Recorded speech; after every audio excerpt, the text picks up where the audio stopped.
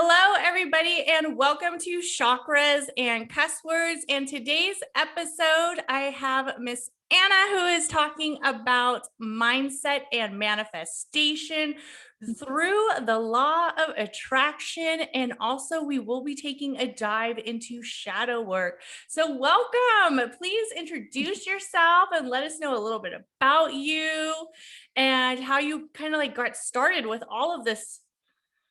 Yeah. Hi, Catherine. I'm so happy to be here. Thank you so much for having me.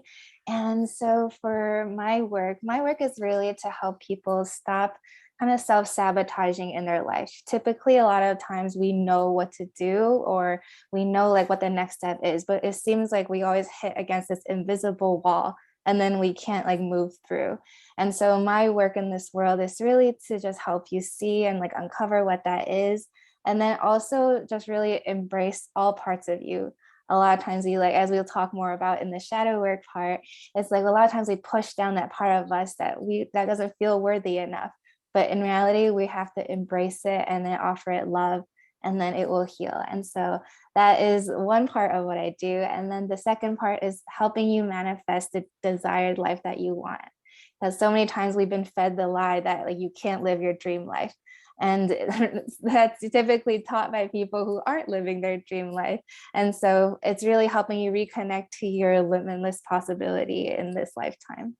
Yeah, I like how you said usually the people who are giving you those self beliefs or, telling you Mhm. things are usually the ones who aren't in their current dreams like state or their high achieving goal state as well. So, a little bit about law of attraction. For those who aren't familiar with law of attraction is basically the aspect or the philosophy that once you start to put certain things in your area and start to create an area where you're able to have the mindset, you will begin to manifest, and the possibilities of what you may want will start to become that part. So there's a lot of ways you can use law of attraction. Some that are mostly common are vision boards, gratitude journaling, also storytelling, future areas of where you say like a journal entry, this story is basically what's happening in the future,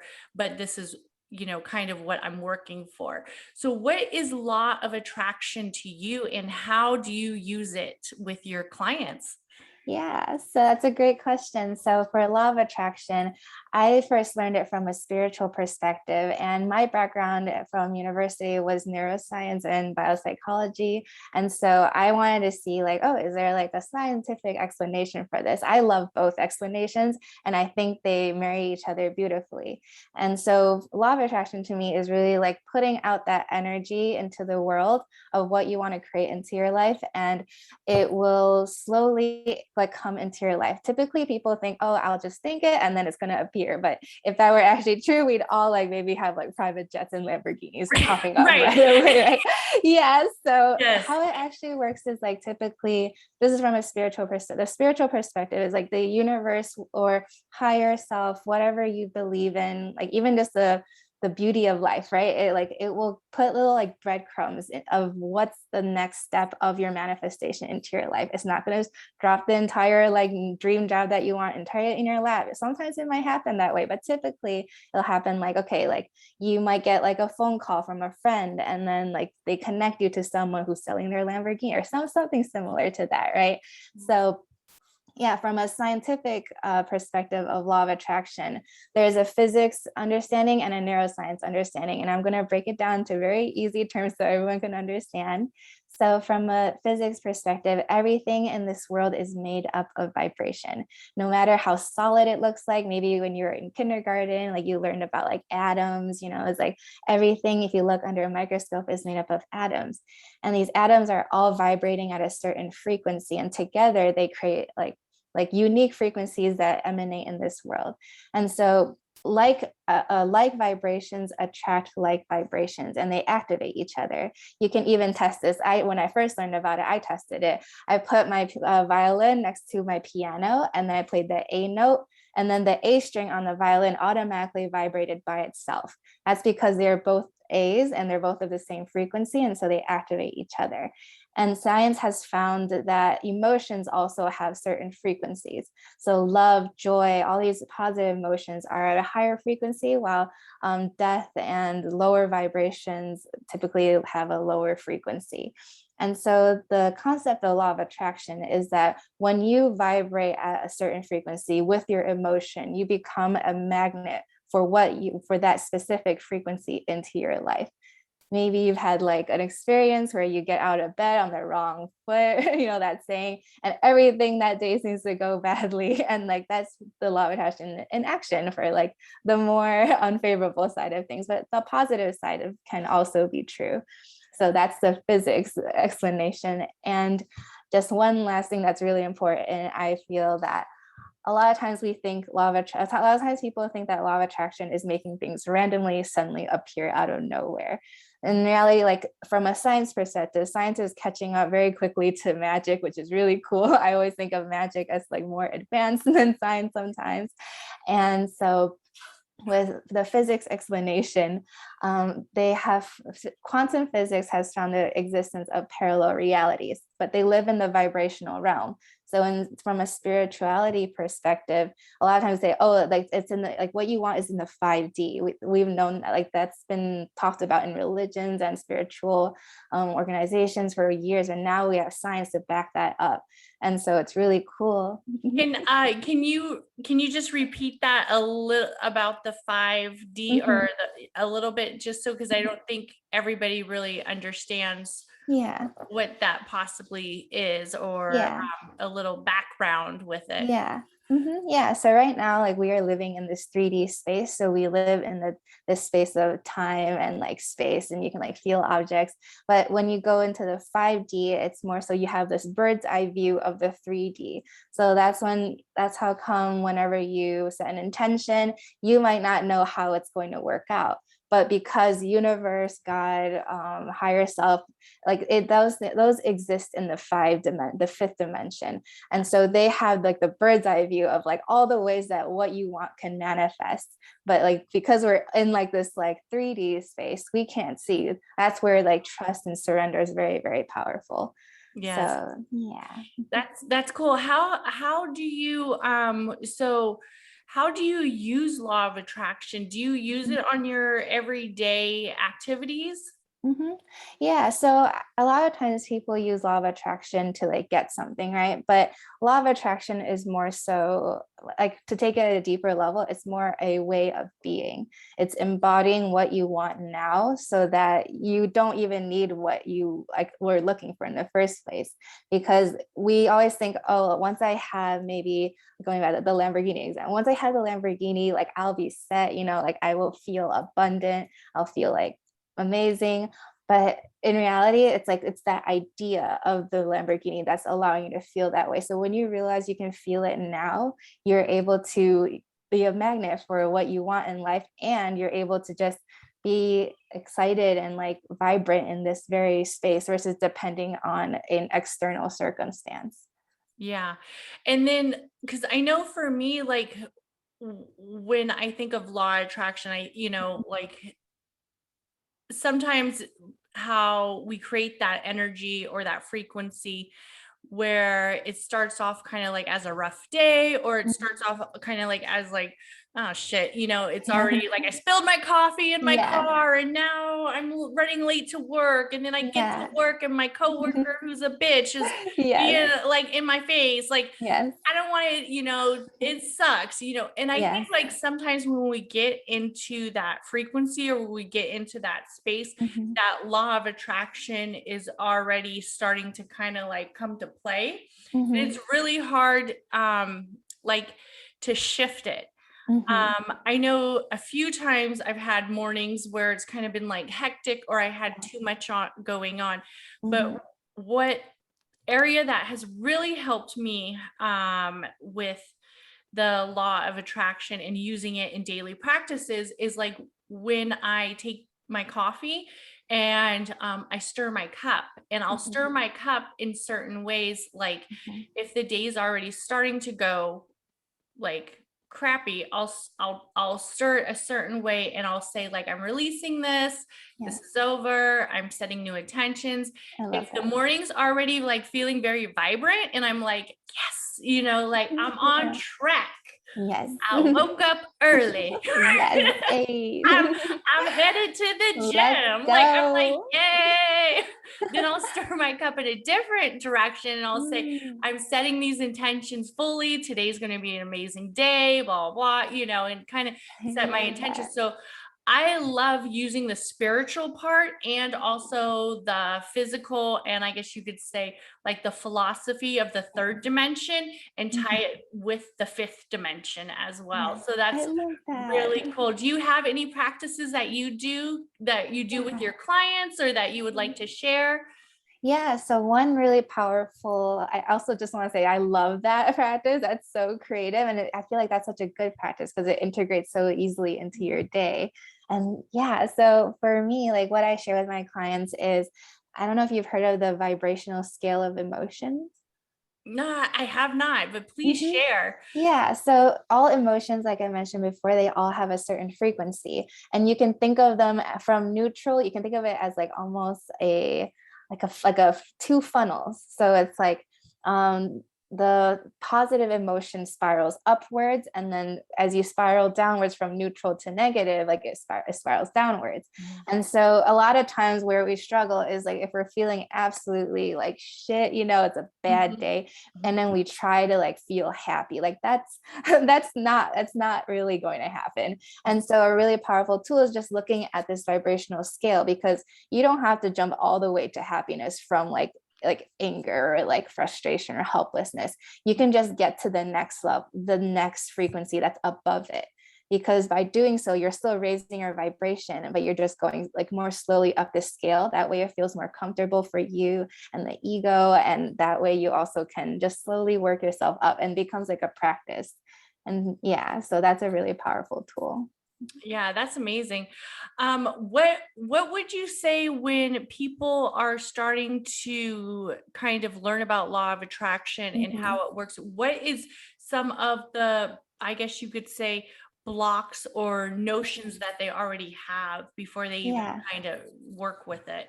Yeah, a lot of, I feel like typically the first response is like, how is that possible? Or like, how can I like have this dream? I don't see how that's possible, or like, I don't deserve it, or stuff like that. So that's typically the biggest blocks that I see come up when we talk about law of attraction. Yeah, yeah, they already have that block of like, Mhm. this doesn't make sense, Yeah. or um, so one of like the key, I would say, or not key, but one of the, I guess you could say, entryways of law attraction, or people that are most familiar with, is probably the vision boards, like Mhm. creating a vision Yes. board and seeing the possibilities of what might come next, or like a Mhm. collage of what you kind of Yeah. are desiring and how, to set that focus and how do you Yeah. get there. Mhm. And I think, when people hear the idea of having a vision board, Yeah. they're like, so you're going to tell me if I put all this stuff down on a board, Yeah. it's going to happen. And Mhm. it's like, it takes time. Like you're setting your intentions Yes. for what you're working for. And you're also kind of setting a focus of, if I achieve this and when I go to achieve this, it's here out in writing already, or it's on display. So you're creating it where you're already putting it in your atmosphere. Mhm. So I really like the vision boards for people Yes. who are learning law of attraction, because like I created my vision board, I think the first time, I would say the first time was last year, 2021. Yeah. And probably like 75% of my vision boards completed. I've Amazing. yeah, I've Yeah. already like I can Yeah. cross like a lot of stuff off. I know it's so exciting, but Yeah. I used to really journal a lot. And Yeah. I do like journaling a lot. And I think journaling helps. But when you see it in your area, in your space every day, Yeah. you can't escape it. So you Yes. have to kind of work forward it. You got to kind of like work for it and kind of make more space to it. So Yeah, yeah. I'd love to add to that. Yes, Like, yes, yes. yeah, I love how so much on your vision board came true. And something really cool is that when you make a vision board, it becomes like a subconscious energetic like imprint on your mind. And so that's like every time like when you're making it, you're probably in such a like a high vibrational state, right? You're like making it and you're like, wow, like this would be so cool. So then every time like you hang it, if you hang it up, every time you walk into that room, your subconscious is noting everything. Your subconscious is aware of so many things that our conscious mind isn't aware of. So every time you see it, you're reactivating those like emotions of joy within you. So it becomes like a magnet for those things that come into your life, even if you're Yeah. not consciously aware. So Yeah. it's so awesome. Yeah. So now that we kind of discussed like the blocks with the mindset and manifestation, especially with law of attraction, that kind of leads us into the area of shadow work. Yes. And like you also said, you're like you help people who are self-sabotagers. Yeah. So I would think the self-sabotaging comes a lot from shadow work, not addressing certain shadows, not addressing their shadow, and also probably law and attraction working towards the self-sabotage. So Yes. explain a little bit of what shadow work is and Yes. how do you use it. Yeah. So shadow work, or I also like to call it inner child work. So this is really that part of ourselves that we've like pushed down like for so long, the part we've labeled as bad. Like maybe it's that part of us that we're ashamed of. And this is typically pushed into the subconscious mind.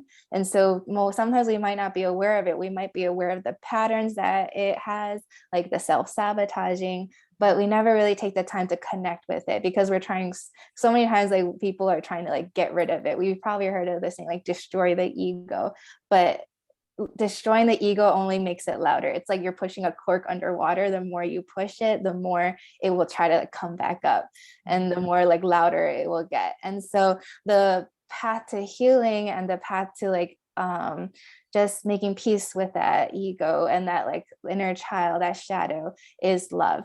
And that's something that typically isn't talked about in the spiritual community.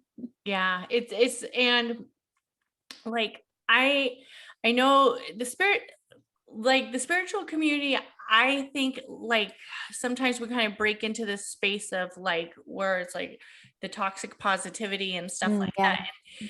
and it's not always like that happy, Yeah. like Yeah. people who are spiritual have areas where they too need a lot of work on, and I think that's how come they are in that realm. Mhm. But when we talk about like the shadow work and breaking through the shadow work, so shadow work for me, like for a long time, was something that I guess you can say I kind of already addressed with, because I was Mhm. in counseling for a very long time at a early age. But what what I think people don't understand is that the shadow is you. Like you Yeah. can't eliminate too Mhm. much of who you are, because it's not going to work. I mean, you're going to have to address the areas that aren't working for you or having consequences in like relationships, business, or Yeah. whatnot. But there's certain areas that the shadow or the ego are going to never go away. And we have to learn to create a way that we can work with it and basically live our life where we are able to not only tolerate it, but learn to treat the shadow with respect and have the respect come back to us. Yes. Yeah. So I love that because yeah, it I takes love. a lot, it takes a Yeah. lot of work, and it's nothing Okay. that's going to happen overnight. So Mhm. for Yeah. people who are doing shadow work, the shadow work does not look pretty Yeah, when I think you're it's, digging deep. It yeah, doesn't. It's that's so not. true. I feel like so many Yeah. times people think, oh, it's all gonna be like sunshine, rainbows, and then it's more like, oh no. So Yes. Oh no. yeah, but there's so many ways to like work with it with love. And I love what you said about like treating it with respect, because a lot of times we think we have to like work like on the ego itself versus it's more so working how we be with it. What is our relationship to it? And Right. that's like the like biggest healing part. Yeah. So, because typically it's like the shadow will come up and then we try to press it down. So somebody versus like, what if it comes up, and what if we could change our relationship to what happens when it does come up? Yeah, that's true. Like, what happens when we try to continue to suppress something, but it keeps coming up? It's Yeah. probably because unintentionally or subconsciously, we aren't really healed from an area. Mhm. So that's what's going to prevent it from being subdued, or Mhm. like mostly like if it's anxiety or Mhm. depression. Of course, there's times where people need to get, extra help, but sometimes when it's something that we're trying to push down and not acknowledge it, Yeah. it never really finds its Mhm. level. It never Yeah. plateaus. It always Yeah. keeps trying to come back and come back. Yes. So Yes. yeah, Yeah. And I love to say like the obstacle is the solution, yeah, because typically like we think like we have to get rid of it, like I mentioned before, but like it keeps coming up because there is a gift in that. And so typically the shadow comes up because it's out of fear, it's out of like sadness, it's out of like it's trying to protect you in some way, which not, I think that's like also a deeper level underneath that fear is that it's trying to protect you. And mhm, so under fear is love. mm, And when we can see that, we can change the relationship we have with the shadow. mhm. So when people come to you and they say like, I keep sabotaging myself, or every time I try to like go back to school, or I try to get a better job, or I Mhm. try to have more confidence, Yeah. it never works out. Mhm. What are some of the things that you tell Yeah. them or kind of help them lay that foundation where it gets a little bit more in their area, bringing more achievement towards Mhm. them? Yeah. So a lot of times with that, when we hit up like those like invisible blocks, it's typically in the subconscious. So in my sessions, it's usually like we go into like a little meditative state, because when we're in a meditative state, we can access that subconscious more easily and with more compassion. And so a lot of times, perhaps it's like a childhood programming. So childhood programming is when you're a kid, like your brain is still developing, but like you learn some ideas or some beliefs from maybe your parents or guardians or whoever you looked up to, or whatever made you kind of afraid of. So we can take the example of maybe like you mentioned, like the dream job, right? So maybe they're afraid to go for their dream job because maybe when they were little, like their mom may or dad, like maybe when one of them got the dream job, they got a divorce.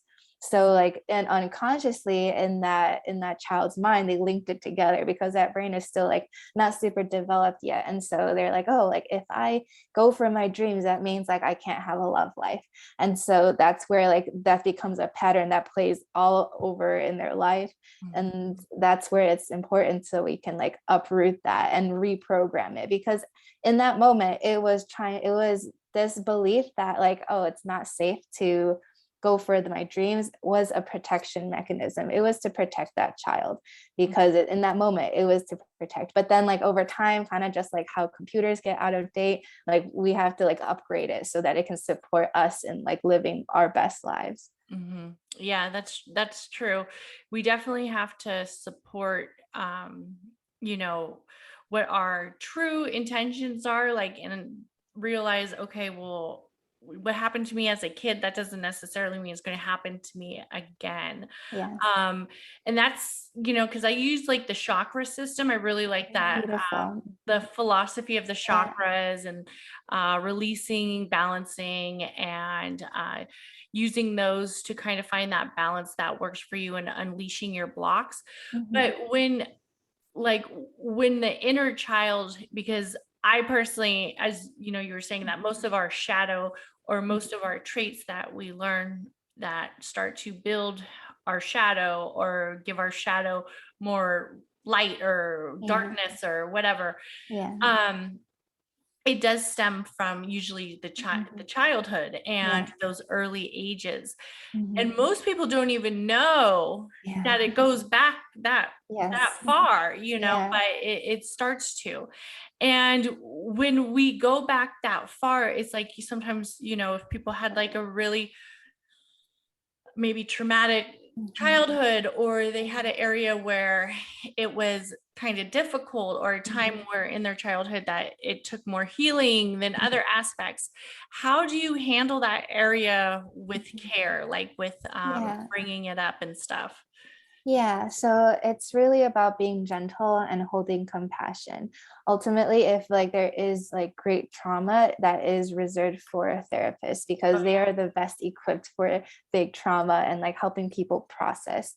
So Mhm. I think like really being able to hold compassion for that part is important without getting sucked into that part. There's so many times when we think of processing emotions as like going back like to like that trauma versus it's actually just like observing it from a more compassionate standpoint and from a more higher self standpoint.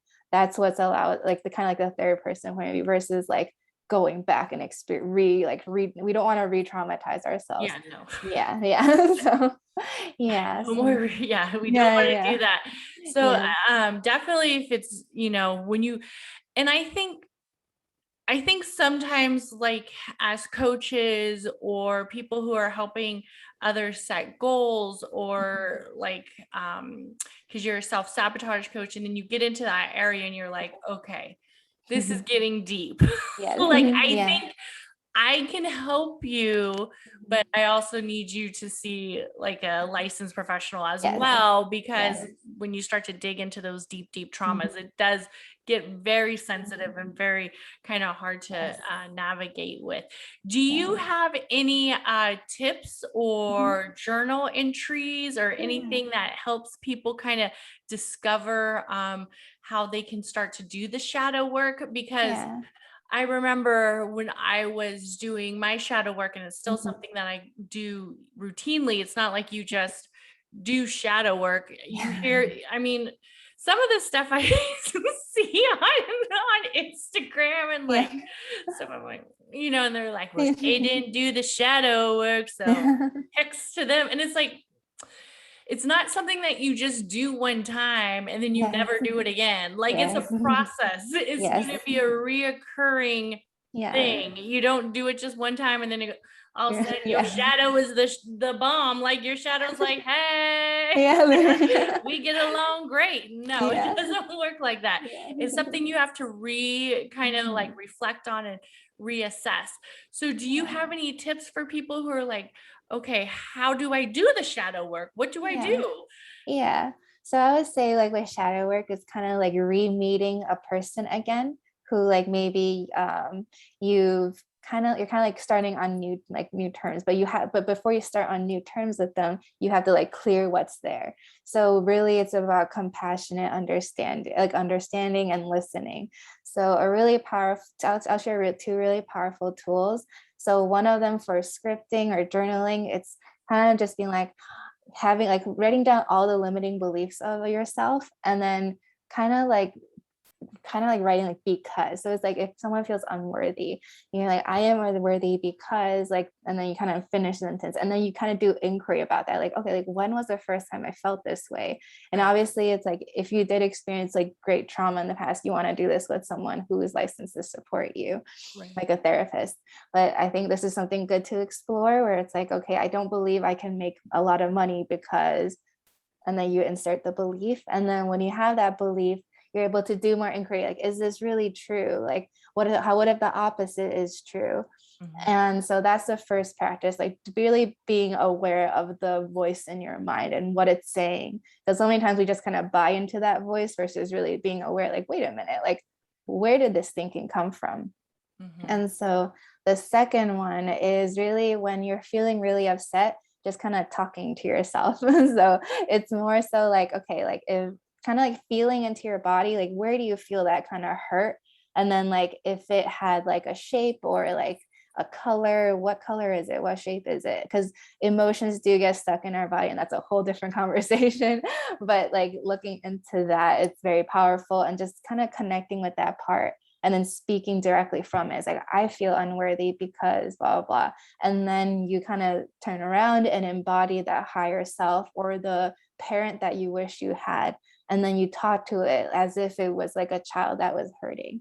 So Yeah. those are two pretty powerful tips. Yeah, those are great tips. Mhm. So I have a couple.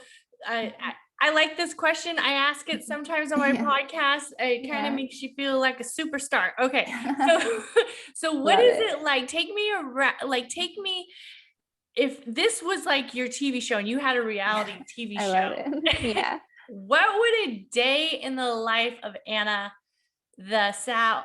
self-sabotaging coach, be doing? Like, how do you wake up? How do you get in the Yeah. mindset to get in that space where you're like, yes, this is Yeah. what I'm accomplishing today. This is how I'm Yeah. helping others. So kind of take Yeah. me about your day. Like, what does it Mhm. look like? Yeah, I just also want to preface that I am also human. I think a lot of times like Instagram can paint a picture of like all influencers have a beautiful morning routine and then they all like have this incredible day. Like I just want listeners and like everyone to know that like yes, like that is like that can be true. And we can also have these human days, like very human days where we're just like a potato, right? So Right. yes, so there are days where I am a potato, or I just lay around. But then there's also days where I wake up and then I meditate. I love this dream meditation on YouTube. It's by Jason Stevenson. It's incredible. And then it really puts me into like a high vibrational state. And then I love to dance because like dancing like moves the energy, any stuck energy around in your body. Like in the wild, this is just like a side like interesting fact. Like in the wild, like animals, like if they ever get like attacked or if they like feel like nervous or anxious, you'll see that like they shake immediately after because they don't store energy in their body typically. Like they know to shake it off. But humans, because we are able to think and like stuff like that, like we're able to like keep it and we hold on to the emotion. So moving your body is very important. And then afterwards, I like drink like smoothie or make a breakfast, and then I just kind of get to work. I start coaching clients, and yeah, like with taking like mindful breaks in between. And I just got a cat, a little kitten. So my day Oh, has tell me been about your cat. yeah, I love yes. pets. I love we animals. yes, we actually manifested him on Sunday. So it was very recent. So it was really interesting. Like first we went to a bunch of shelters and we couldn't find like none of the cats like really resonated and no one really called to us. And so we went back into our car and it was like, you know what, we're like depending too much on the external. We have to like get back into the internal, because when you shift internally, your outside world changes. And so we're like, okay, let's just set an intention that we're going to manifest the best cat ever. And we're going to find the perfect cat that's meant for us. And so my husband, like at first I was like, I want a white cat with blue eyes, you know, like a Siamese, you know. And then like my husband was like, oh, like I want an orange cat and like, you know, and I was like, you know what, that would be cute. Okay, we can work with that. And so our criteria was like our list of like desired things was like, okay, an orange cat, it can be a boy, and then kitten, and then we wanted it to be like very clingy and like very like loving and sweet, and we wanted it to this gets really specific, but like likes belly rubs. Like, you know, cats don't really like belly rubs. So we're like, we wanted to like belly rubs. We wanted to basically be like a dog in a cat's A body. dog stuck in a cat's body. Yeah. Yeah. And I want a then dog, but it's a cat. Yeah. right. Yeah, literally. Yeah, literally.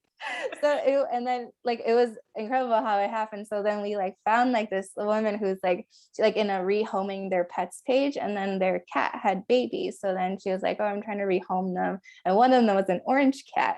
And so it was like a little one, and then it had blue eyes, which is also on our list. So it was really interesting too, because we got him, and then he is the most clingy and like super sweet and likes belly rubs. And then Aw. it like even like kind of like barks sometimes. It like like meows. It's so interesting. I know. I'm like, wow, we really met. And then the craziest part was that after we adopted him, like I asked the lady, like, oh, like the woman, like, oh, like how, like when is his birthday? We want to celebrate it like one day. And he's like, oh, it's like in August. And then it was 2 days after my husband's birthday. Oh, that's So sweet. it That was is just like, sweet. oh, like it's like meant to be. So It's meant to be. That's sweet. So after you play with your cat and you yeah, finish your day, how do you unwind? How do you unwind yeah, at night to kind of give yeah. yourself time for the new morning, the next morning? Yeah, so I really like, well, first I like to have a turmeric latte, and then I have that to help me wind down. And then I like to plan my day ahead of time because I'm someone who likes to have things like, Organized. yeah, organized, but like, because before I was always like, I love having freedom and doing everything, but then I realized that doesn't really work for me. So I'm like, okay, let's like rethink this. And so then I just started planning my day ahead and then kind of like setting an intention for how I want my day to go tomorrow. Oh, Yeah. that's amazing. Well, thank you so much for coming on the show. And please share with the audience a little bit about where they can find you, all your Yeah. links, if you have a website, what your website is, or your Instagram handle, Yeah. so they could get in touch with you. Yeah, so my Instagram handle is the little coach potato. So a lot of times, sometimes when I text it to people, people mistake it as little couch potato, and then they think it's me because my spirit animal is a potato. So then like they think it's me because the person who runs the little couch potato posts pictures of like fries and potatoes all day. So they're like, oh, and I thought your page was about coaching. How come you only post potatoes? I was like, oh, that's not me. So it's the little coach potato, and my website's under construction. It'll be the littlecoachpotato.com most likely. Oh, awesome. Well, thank you so much for coming on. And everybody, thank you for listening and subscribing to Chakras and Cuss Words. Please go ahead, like, comment, and share. And remember to subscribe because it definitely helps me move up the podcast ladder. And everybody have a great day.